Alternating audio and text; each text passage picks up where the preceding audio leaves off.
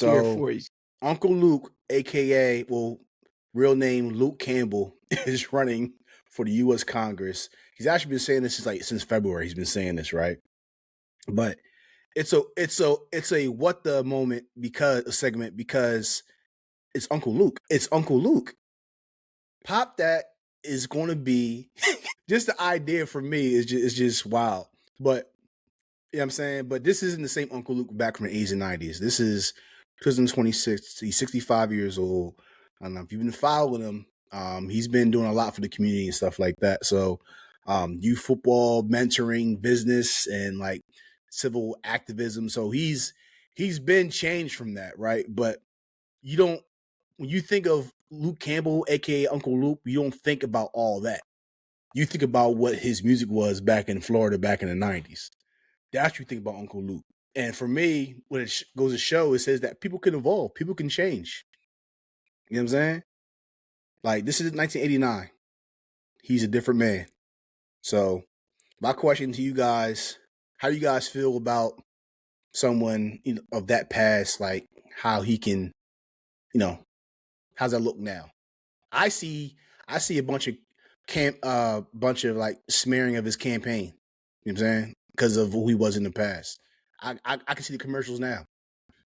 You know what I'm saying? So what do you guys think? Nah, I think he's gonna have an easy path to victory. If you look at District 20 and where District 20 is at in Florida, is first of all, it's a lot of nothing. But then also it flows into Broward County. Now, Broward County is a predominantly African American community. I think Luther Campbell will have an easy path to victory.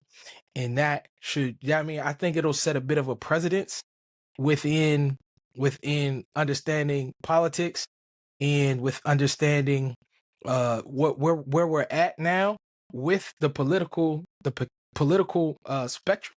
Because just you take, for instance, a lot of people who were in the spotlight for previous endeavors in their life, whether it be media, athletics, or whatever the case may have been, have now put their name in politics. But you got to think, right?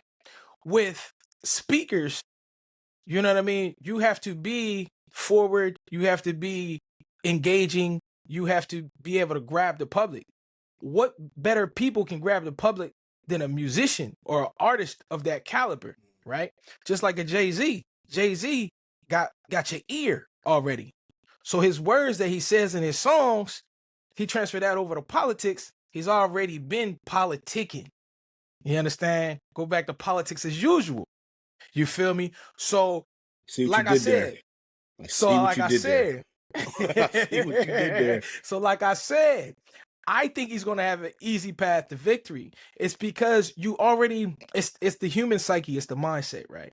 When you get used to seeing a face or when you get used to hearing a voice, right? That person is familiar to you, whether you know them or not, right? Just as, you know what I mean, our current president, people got used to seeing his face. They got used to hearing his voice. He was always in the public. He was always out there. So when he comes into the political spectrum, you already have that association with him.